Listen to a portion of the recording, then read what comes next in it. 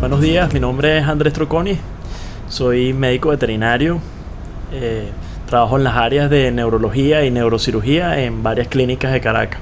Bueno, lo que más veo yo en la práctica diaria es pacientes que sufren trastornos epilépticos y por lo general el otro gran porcentaje es pacientes que sufren problemas medulares, pacientes que se quedan postrados de las extremidades posteriores, que no pueden caminar, tienen muchísimo dolor, trastornos en la marcha, marchan de forma descoordinada, por ejemplo. Esas son las dos cosas que se ven con mayor frecuencia.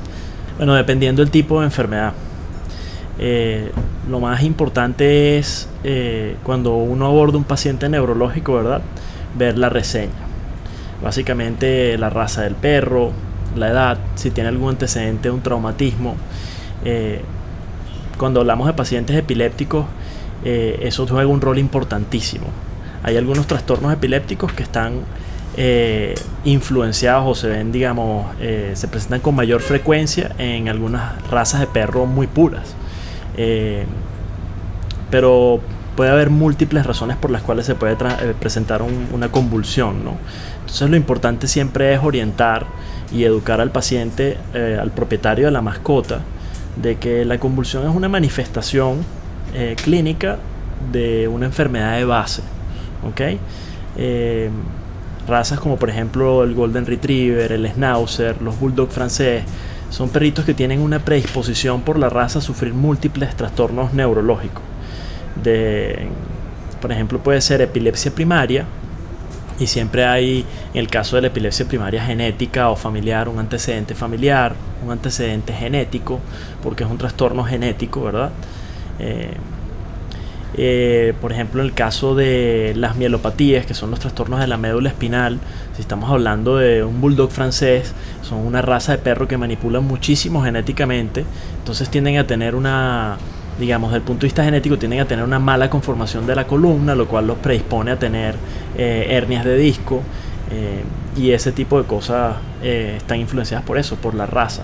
Así como puede llegar, por ejemplo, un paciente muy muy viejito que a medida que va pasando el tiempo, al igual que nosotros los seres humanos, el cuerpo se deteriora, y bueno, eventualmente comienzan a presentar algunos trastornos que están relacionados con eso, con desgaste de los discos en la columna, debilidad muscular, enfermedad articular degenerativa. Entonces, así como eso, también el paciente que llega atropellado, un arrollamiento de un vehículo o algo por el estilo, ¿no? Eso es lo más común. ¿Solo perros, gatos, otros animales? He tenido la oportunidad de ver otras especies exóticas. En una oportunidad vi un hurón que sufría de convulsiones porque tenía un trastorno en el páncreas. Recientemente hice una consulta de un mono. Fue una consulta bien particular porque eso es una especie de fauna silvestre y no está domesticado al igual que un perro o un gato. Es complicado poder hacer la evaluación de un animal de ese tipo. Pero bueno, el monito estaba convulsionando, habría que ponerle un tratamiento anticonvulsivante, hacer énfasis en ver por qué motivo convulsiona, y fue todo un reto, ¿no? Aprovecho el espacio para avisar que ese fue un mono que incautó un guardia nacional, no lo podían regresar a su hábitat, entonces termina transformándose en una mascota y eso está mal.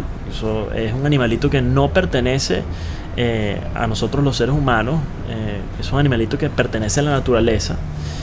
Y bueno, yo creo que especies no convencionales sí, habré visto un mono, vi un hurón. En una oportunidad también creo que vi un erizo africano que tampoco podía mover las paticas atrás.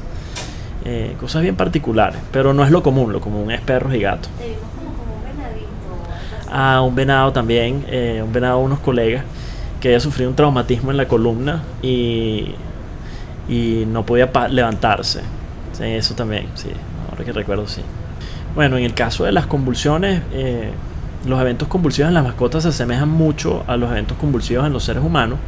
Por lo general los animalitos colapsan, caen al piso, tienen movimientos involuntarios de las extremidades, algunos salivan, algunos relajan los esfínteres, se orinan, se defecan, vocalizan,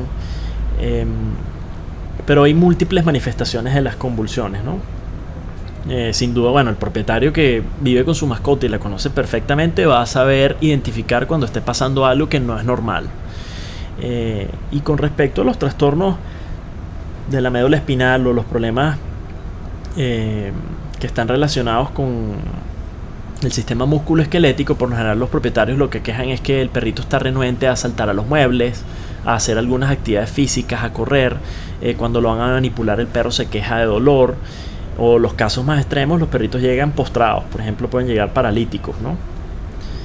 Bueno, en el caso de la epilepsia o las convulsiones, que es lo que preocupa muchísimo más a la gente, ¿no? Cuando uno está haciendo una consulta y ve a un paciente epiléptico, la gente lo primero que dice es: doctor, no sé qué hacer. Si en casa llegaras a tener una mascota que presente este tipo de signología, este tipo de signos clínicos, lo más importante es grabar el evento o el episodio y mandárselo a su médico veterinario para que vean de qué se trata. A veces las personas por la angustia no lo pueden hacer, es súper complicado hacerlo, pero es lo que más información nos proporciona a nosotros, porque ese es el problema que tenemos nosotros los médicos veterinarios: nuestros pacientes no hablan. Entonces hay que hacer algo que se llama la anamnesis, que es una serie de preguntas, una serie de cuestionamientos a los dueños de las mascotas para saber qué es lo que está pasando, los hábitos en casa, la alimentación y una cantidad de cosas, y agarrar la mayor cantidad de información. Un trabajo detectivesco. ¿Okay? Entonces el video es una información que proporciona de manera muy gráfica todo lo que uno en el momento puede tener dudas, ¿no? Ese tipo de cosas, si se dificultan mucho, lo otro es, bueno, sostener a la mascota para que no se golpee. Nunca, porque eso es una tendencia en humanos, meter la mano en la boca al perro o al gato, porque si los muerden va a ser de manera involuntaria y no controlada y pueden lastimarlos.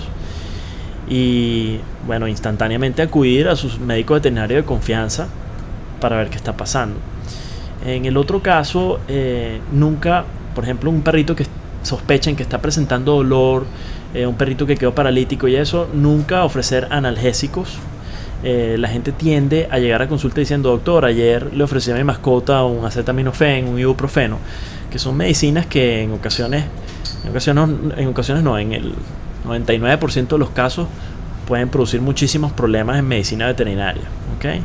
Las mascotas necesitan ciertas medicinas que son específicas para la especie.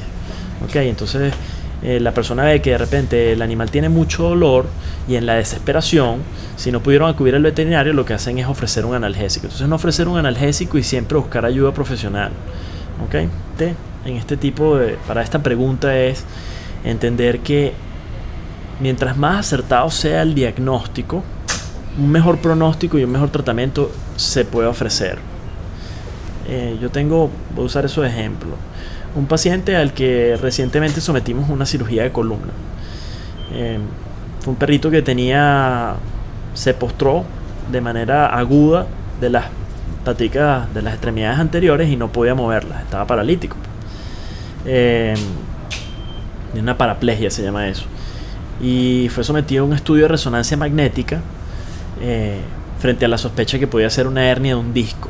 ¿Okay? Un disco se salió de donde estaba y estaba produciendo compresión de la médula espinal, y por eso el perrito era incapaz de poder mover las extremidades. Entonces, una vez que nosotros llegamos al diagnóstico con los estudios de imagen, la resonancia, sometimos al perro en cirugía, removimos el disco y el perro está caminando ahorita después de un mes de mucho manejo con analgésicos, desinflamatorios, reposo y fisioterapia.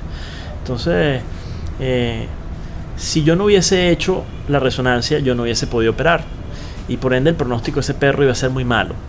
No se iba a morir, pero nunca iba a poder volver a caminar, porque se había hecho de todo y no había podido caminar. Entonces, depende del tipo de trastorno, los porcentajes de éxito pueden ser muy altos.